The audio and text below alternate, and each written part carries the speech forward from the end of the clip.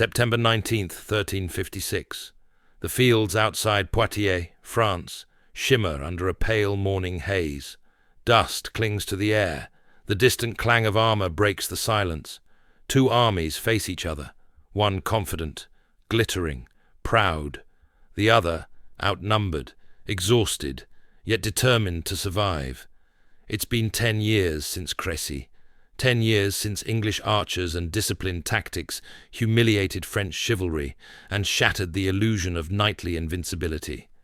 The French swore it would never happen again. Today, it happens again. Edward of Woodstock, better known as the Black Prince, stands at the head of his army. He's just 26 years old, the son of King Edward III of England. His dark armour gleams in the early light, his banner fluttering with 3 golden lions. He's already a legend, a veteran of Crécy, a warrior raised on the stories of his father's victories over France. But today, he's not fighting on home soil. He's deep in enemy territory, hundreds of kilometres from England, leading what was supposed to be a swift chevauchée, a raiding campaign meant to burn, plunder, and terrorize the French countryside. For weeks, the Black Prince's army had cut a path of destruction through southern France, from Bordeaux toward the Loire Valley. They burned crops, sacked towns, and seized plunder. It was psychological warfare as much as military strategy. Cripple the enemy's economy, destroy their morale, and demonstrate that the French king couldn't protect his own people. But the raid went on too long. The English army, laden with treasure and slowed by their own success, found themselves caught. King John II of France, enraged by the devastation, had assembled the largest army he could muster and marched south to intercept them. Now, near the town of Poitiers, the Black Prince faces a terrible choice: fight against overwhelming odds, or surrender and face capture or death. The French king himself, John II, commands the opposing force. He brings with him the flower of French nobility, princes, dukes, counts, and thousands of heavily armoured knights and men-at-arms. Estimates vary, but most chronicles agree. The French number between 12,000 and 20,000 men, perhaps even more. The English, barely 6,000 to 7,000 men remain. Many are sick, exhausted from weeks of raiding. Their supplies are nearly gone, and crucially, they're trapped. The French army blocks the road north to English-held territory. But the Black Prince is his father's son, and he's learned the lessons of English warfare well. The terrain near Poitiers offers one slim hope. The English position themselves on a gently rising slope, protected by thick hedgerows and scattered vineyards. To their front lies a narrow lane, barely wide enough for a dozen horsemen to ride abreast, a natural choke point that would force any attacker to compress their formation. Behind the English lines sits a small wood, offering some cover and, if necessary, an escape route. The Black Prince surveys the ground and recognizes its potential. He orders his men to take defensive positions along the hedge line. Archers, perhaps 2,000 to 3,000 of them, roughly 1/3 to 1/2 of his total force, dig sharpened stakes into the ground and prepare their arrows. Every man carries sheaves of 24 arrows, and many have more stashed nearby. Then the prince makes a crucial decision, one learned from Crécy. He orders his knights and men-at-arms to dismount. Every experienced English commander knows by now that fighting on foot, in disciplined formation, is how you survive against French cavalry. Horses are sent to the rear. This will be a battle of endurance, not glory charges. It's a formation the English have perfected over years of war. Longbowmen on the flanks, protected by terrain and stakes, with dismounted men-at-arms forming a solid defensive centre. Each element supports the other. Archers devastate attackers from range, while the armoured infantry holds the line if anyone breaks through. The French see this defensive posture, and many scoff. To proud French nobles, it's an insult. Commoners hiding behind hedges, knights refusing to fight mounted like true warriors. but the veterans among them remember Crécy. Some lost fathers there, brothers. Entire lineages wiped out in a single afternoon. When King John orders his army to attack, there's fury driving every man forward, but also, among the wiser commanders, a gnawing fear. King John II is no fool. He remembers Crécy, even if he wasn't there himself. The French have spent a decade analysing that disaster, understanding how massed longbow fire devastated their cavalry, so this time they adapt. The king orders most of his knights to dismount as well. They'll fight on foot, in 3 great divisions, advancing slowly in formation, rather than charging recklessly on horseback.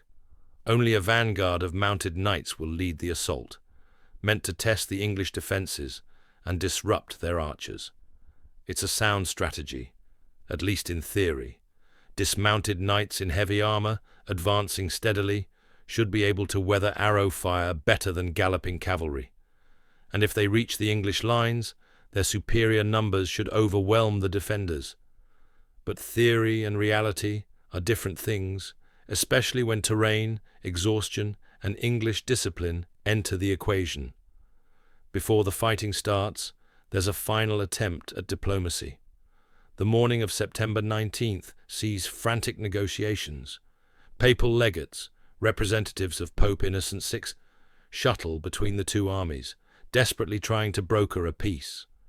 The Church wants to avoid this bloodshed, seeing it as Christian killing Christian while threats loom elsewhere. The Black Prince, recognizing his desperate situation, offers generous terms. He'll return all plunder taken during the raid, surrender hostages, and even agree not to fight against France for 7 years. It's an extraordinary offer from a royal prince, essentially admitting defeat without battle. But King John, surrounded by angry nobles demanding vengeance, rejects it. The terms aren't enough. Some French nobles want the English humiliated completely, perhaps even the Black Prince himself captured or killed. The king's own honour and the honour of France demand a military resolution. The negotiations collapse. Around 11 a.m., with the sun climbing higher, the French prepare to attack. The battle opens with a French cavalry charge, not the massive assault of Crécy, but a more measured vanguard of roughly 300 mounted knights, led by Marshals Jean de Clermont and Arnoul d'Audrehem. Their mission is clear: charge the English archers, break their formation, and clear the way for the main infantry assault. It's a sight to behold. Armoured knights lowering their lances, war horses snorting, colourful banners streaming in the wind. These are some of France's finest warriors, men who've trained for this their entire lives. But as they thunder forward into the narrow lane, funneled by hedges on both sides, the English archers unleash hell. Longbow strings snap like whips. The air fills with the distinctive whistle of arrows in flight. Each archer can loose 10 to 12 arrows per minute, and with thousands of bowmen firing, the result is devastating. Arrows slam into horses, piercing their flanks and chests. Animals scream and fall, throwing riders. Other arrows find gaps in armour, visors, armpits, the joints at elbows and knees. Knights tumble from their saddles. The narrow approach becomes a killing ground, with fallen horses and men blocking the way for those behind. Some French knights reach the English lines, crashing into the stakes and dismounted men-at-arms. Brief, savage melees erupt. Marshal Jean de Clermont fights furiously, but is eventually overwhelmed and captured. Others die where they stand. Within perhaps 20 minutes, the vanguard is shattered. Survivors wheel their horses and retreat, leaving dozens of dead and wounded behind. The first phase is over, and already the French have paid a heavy price. King John watches from a distance, his jaw clenched. The archers have done their work again, just like at Crécy. But the king has committed to this battle, and his main force, thousands of dismounted knights and men-at-arms, is still fresh. He orders the 1st Infantry Division forward.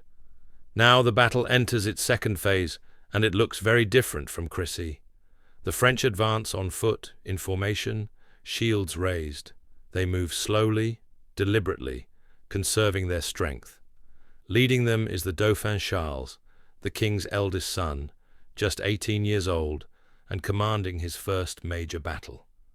The English archers fire continuously, but the results are less dramatic than before. Dismounted knights present smaller targets, and their armor, when struck head-on, can deflect or absorb arrows.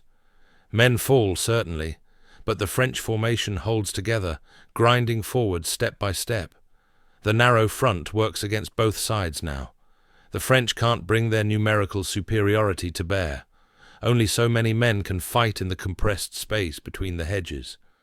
But the English, too, find their archers' effectiveness diminished once the enemy closes range.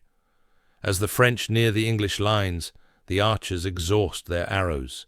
They fall back or grab melee weapons, swords, axes, hammers, and join the men-at-arms in desperate hand-to-hand combat. The fighting is brutal, exhausting, and grinding. Armored men hack at each other in the September heat, breathing hard inside their helmets, struggling for footing on ground churned by thousands of feet. There's no room for grand gestures or heroic duels, just the savage work of killing at close quarters. The Dauphin's division pushes hard, and for a moment it seems they might break through, but the English line holds. The Black Prince himself fights in the thick of it, rallying his men, his presence giving them courage. Gradually, the French assault loses momentum. Men are exhausted. The English haven't broken, and worst of all, there's no room to bring up reinforcements. The narrow battlefield is already packed with struggling bodies. After perhaps an hour of fighting, the Dauphin's division begins to fall back. Young Charles, wounded and seeing his men wavering, is persuaded to retreat by his advisers. It's the right military decision, but it leaves the 2nd French Division, commanded by the king's brother, the Duke of Orléans, in an awkward position. And here, the French plan begins to unravel. The Duke of Orléans, seeing the Dauphin's division retreating and unsure whether it's a rout or a tactical withdrawal, makes a fateful decision. He orders his own division to pull back as well, intending to regroup and coordinate a renewed assault. But in the chaos and confusion of medieval battle, with limited communication and poor visibility, this retreat looks like a collapse. Panic spreads. French soldiers in the rear, seeing 2 entire divisions withdrawing, assume the battle is lost. Some begin to flee, others mill about in confusion. The carefully organized French formations start to dissolve. King John II, commanding the 3rd and largest division, sees disaster unfolding.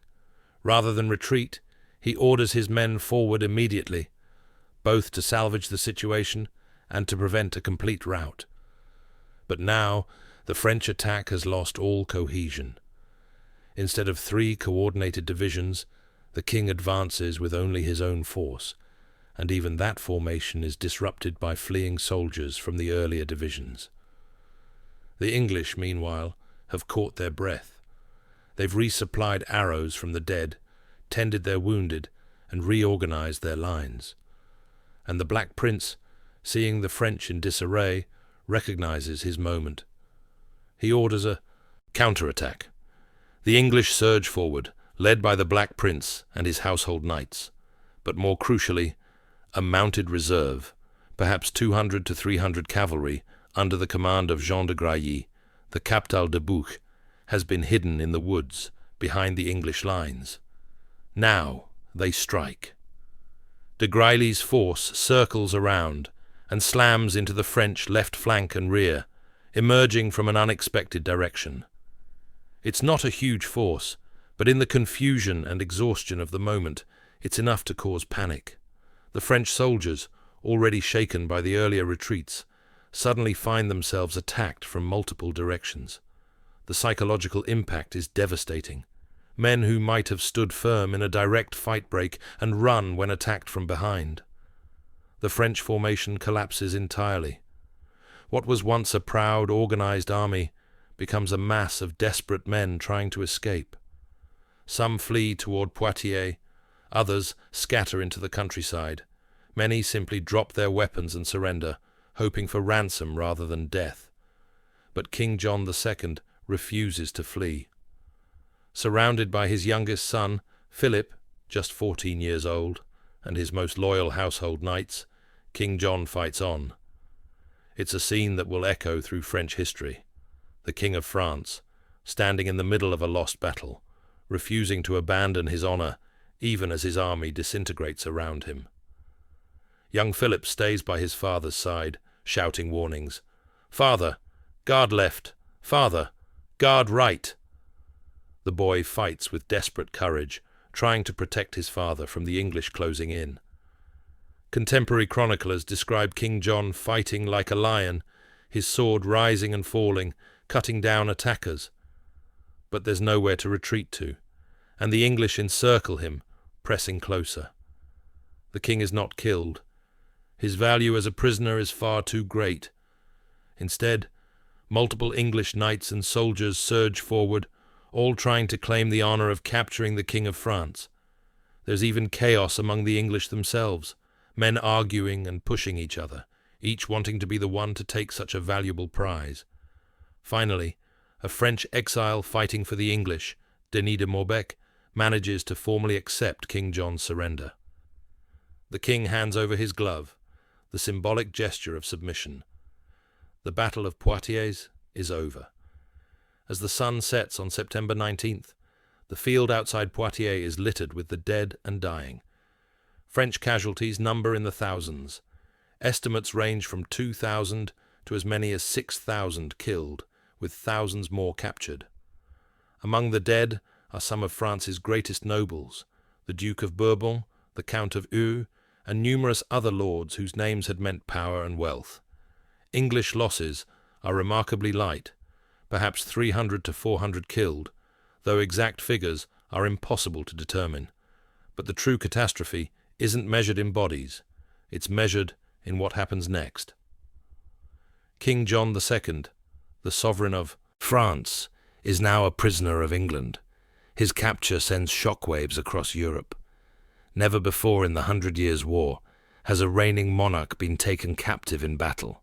The Black Prince, covered in the dust and blood of combat, treats his royal prisoner with elaborate courtesy.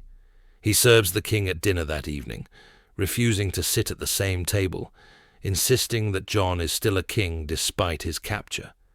It's a display of chivalric respect that impresses observers.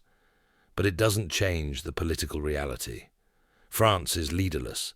The Dauphin Charles, who escaped the battle, must now try to govern a traumatized kingdom, while his father sits in an English prison. The French treasury is bankrupted by the ransom negotiations. The nobility is decimated. Regional power struggles erupt. The ransom demanded for King John's release is staggering. 3 million gold écus, equivalent to roughly twice France's annual revenue from taxation. To raise such a sum, France must impose crushing new taxes, debase its currency, and cede vast territories to England. The Treaty of Bretigny, finally signed in 1360 after years of negotiation, represents the pinnacle of English success in the 100 Years' War. England gains full sovereignty over Aquitaine, Calais, and other territories, roughly 1/3 of France. King John is released, though he later returns to English captivity when one of his sons, left as a hostage, escapes. France is humiliated, impoverished, and torn apart by internal strife. Peasant rebellions erupt. The countryside descends into banditry. It will take decades, and the emergence of leaders like Bertrand du Guesclin, and eventually Joan of Arc, for France to recover. Poitiers demonstrated several crucial military principles that would shape warfare for generations. Terrain is everything. The Black Prince chose his ground brilliantly, using hedges, slopes, and narrow approaches to neutralize French numerical superiority. Combined arms tactics work. The English used archers and dismounted men-at-arms in coordination, each supporting the other. It was a system, not just a collection of individual warriors. Discipline defeats courage. The French fought bravely, But bravery alone couldn't overcome poor coordination, confusion, and tactical mistakes. Psychological warfare matters. The flanking attack by de Grailly's cavalry wasn't large enough to defeat the French army by itself, but it broke their morale at a critical moment. And perhaps most importantly, the longbow, while powerful, wasn't invincible. French knights fighting on foot could withstand arrow fire much better than cavalry. What defeated France at Poitiers wasn't just the longbow, it was the entire English tactical system, plus French mistakes and bad luck. Over time, Poitiers became part of the legend of English military supremacy, often simplified into a story of archers defeating knights. But the reality was more complex and more interesting. The longbow was certainly important. The destruction of the French cavalry vanguard proved that. But the grinding infantry battle that followed showed the longbow's limitations. What truly won the day was tactical flexibility, intelligent use of terrain, disciplined troops, and the Black Prince's ability to recognize and exploit enemy mistakes. The French, despite their defeat, learned valuable lessons. They had already adapted from Crécy by fighting dismounted. In future battles, they would continue evolving their tactics, eventually developing strategies to counter English archers effectively. But on that September day in 1356, all the advantages aligned for England, and when the arrows finally stopped flying and the last sword was sheathed, the kingdom of France lay broken, its king in chains, its nobility shattered, its future uncertain. The Battle of Poitiers wasn't just an English victory. It was a demonstration that warfare was changing, that old certainties no longer held, and that the careful application of discipline, terrain, and combined arms tactics could overcome even the most powerful kingdom in Europe. The age of chivalry wasn't dead, not yet, but at Poitiers it suffered a wound from which it would never fully recover.